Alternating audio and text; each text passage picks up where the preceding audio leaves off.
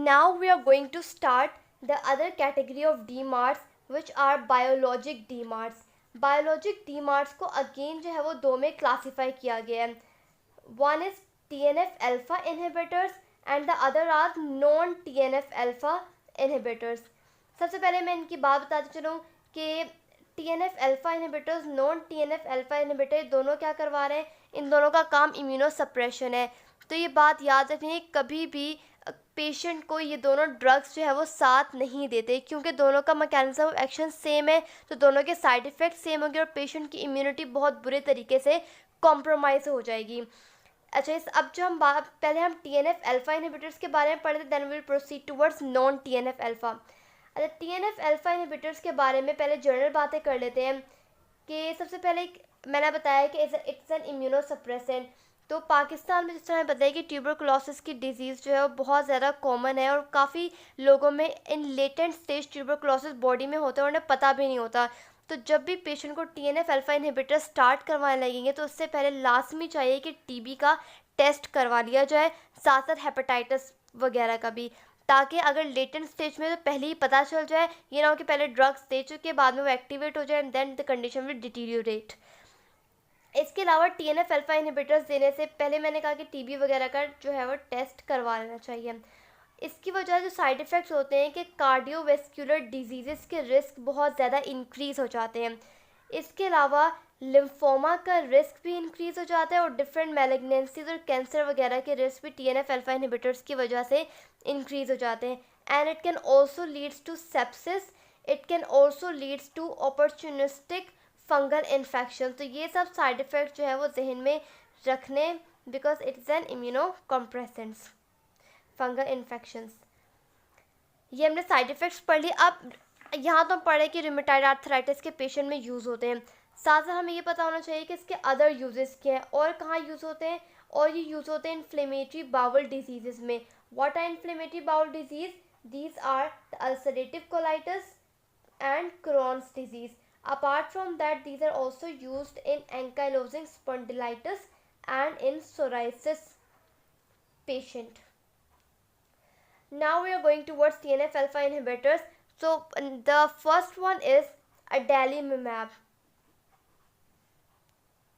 These are the TNF alpha inhibitors: adalimumab, etanercept, golimumab, infliximab and certolizumab. इसमें याद रखने वाली बात क्या है कि जो इन्फ्लिक्सिमैब है ये IV देते हैं और बाकी सब जो है हम सबक्यूटेनियसली देते हैं. और एक और याद रखने वाली बात क्या है कि जो ईटानरसेप्ट है ये हम किसके साथ कॉम्बिनेशन में देते हैं? विद मीथोट्रेक्सेट. मैकेनिज्म बस इतना याद रखना है कि these are tumour necrosis factor alpha inhibitors. और साइड इफेक्ट सबके मोर और लेस सेम है क्योंकि all are the immunosuppressants. Side effects में हमारे पास क्या होगा? यही हेडेक हो जाएगा, नोजिया, एग्रानोसाइटोसिस, रैश वगैरह. और अगर IV दे रहे तो इन्फ्यूजन रिएक्शंस हो जाएंगे, लाइक प्लूराइटिस हो गया, अर्ट्रिकेरिया हो गया, फीवर, चिल्स वगैरह. तो ये इनके साइड इफ़ेक्ट जो है जनरल है. इसके अलावा क्या एक चीज़ क्या याद रखनी है कि जो सर्टोलिस जो गोलीमुमैब है, इट इंक्रीजेस हेपेटिक एंजाइम्स. ये हेपेटिक एंजाइम्स को क्या करवाता है? इंक्रीज करवाता है. और एक और बात क्या कहते हैं कि जब इन्फ्लिक्सिमैब देते हैं तो हमारी बॉडी जो है इन्फ्लिक्सिमैब के ख़िलाफ़ एंटीबॉडीज़ बनाती है.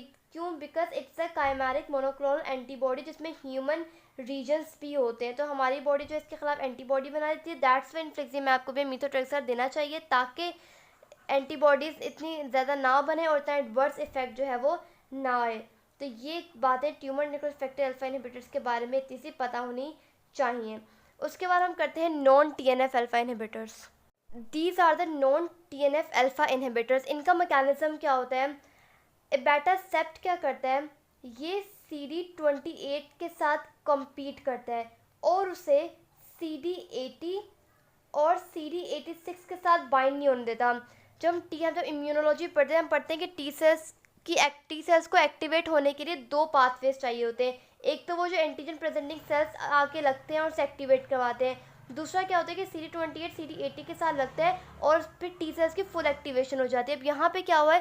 एबैटासेप्ट जो है CD28 से कम्पीट करता है और CD80 CD86 से बाइंड नहीं होने देता, जिसकी वजह से टी सेल्स जो है उनकी फुल एक्टिवेशन नहीं हो पाती. So this is the mechanism of action of abatacept. ये भी हम आईवी देते हैं और आईवी की वजह से इन्फ्यूजन रिलेटेड जो रिएक्शंस होते हैं, upper respiratory tract infection, nausea, headache वगैरह सब आ जाते हैं। रिटुक्सिमैब क्या करते हैं, it is also an antibody against CD20 antigen.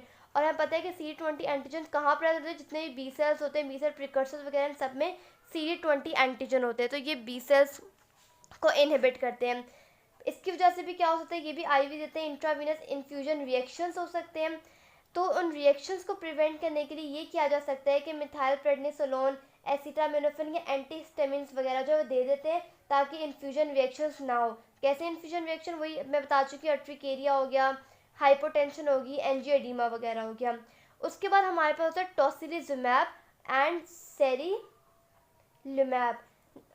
What are their mechanism of action, ये क्या करते हैं कि इंटरल्यूकिन 6 रिसेप्टर के इनहिबिटर होते हैं और ये भी इम्यूनोसप्रेसेंट होते हैं। इनके साइड इफ़ेक्ट्स थोड़े डिफरेंट है। What are their side effects, ये हमारे पास हाइपर लिपिडीमिया करवाते हैं, इसके अलावा ये न्यूट्रोपीनिया करवाते हैं, they also leads to hyper tension,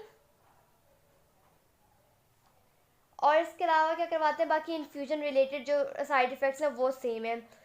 उसके बाद एक होती है हमारे पास, कहते हैं कि what is targeted therapy for rheumatoid arthritis patient. तो टारगेटेड थेरेपी होती है हमारे पास tofacitinib. Now what is tofacitinib, it is an Janus kinase inhibitor, जो हमारा जैक स्टैट सिग्नलिंग पाथवे होता है ये उसको इनहिबिट करता है, जेनस काइनेज इनहिबिटर। तो this is known as the targeted therapy.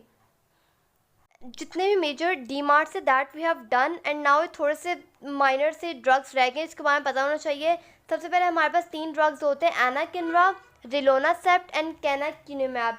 ये हमारे पास क्या होता है, ये इंटरल्यूकिन 1 के ख़िलाफ़ एक्ट करते हैं, इनको हम एंटी इंटरल्यूकिन 1 ड्रग्स भी बोलते हैं। इनके साइड इफ़ेक्ट्स में क्या होता है, सेम इंजेक्शन साइट रिएक्शंस जो होते हैं और न्यूट्रोपीनिया वगैरह होता है। फिर हमारे पास है बेलीमिमैब। बेलीमिमैब क्या करता है, ये बी लिम्फोसाइट स्टिमुलेटर का इनहिबिटर होता है। ये सिस्टमिक ल्यूपस एरिथेमेटोसिस डिजीज़ में भी यूज़ करते हैं, और इसके साइड इफ़ेक्ट्स में क्या होते हैं, नोजिया, डायरिया और रेस्पिरेटरी ट्रैक्ट इन्फेक्शन। मेन चीज़ याद रखने की है कि इनका एक्शन कहाँ पे होता है। उसके बाद साइक्लोस्पोरिन। साइक्लोस्पोरिन जो है ये एक एजेंट है जो टिश्यू ट्रांसप्लांटेशन में यूज़ होता है एज एन इम्यूनोसप्रेसेंट। ये इंटरल्यूकिन 1, इंटरल्यूकिन 2 और साइटोकाइंस वगैरह को क्या करते हैं, इनहिबिट करते हैं। उसके बाद हमारे पास गोल्ड कंपाउंड्स होते हैं, इनका भी बहुत इंपॉर्टेंट रोल होता है रूमेटॉइड आर्थराइटिस के पेशेंट में। इनके साइड इफ़ेक्ट्स क्या होते हैं, साइड इफ़ेक्ट्स होते हैं डायरिया, डर्मेटाइटिस, हेमाटोलॉजिक एब्नॉर्मैलिटीज़, इनके साइड इफ़ेक्ट्स ज़्यादा होते हैं। तो यहाँ पे हमारा डीमार्ट्स का टॉपिक कंप्लीट हो गया। जो मेजर चीज़ें मैंने डिटेल में एक्सप्लेन कर दी, बाकी सब चीज़ें जो आप बारे में जितना बताना चाहिए उतना मैंने आपको बता दिया। अल्लाह हाफ़िज़।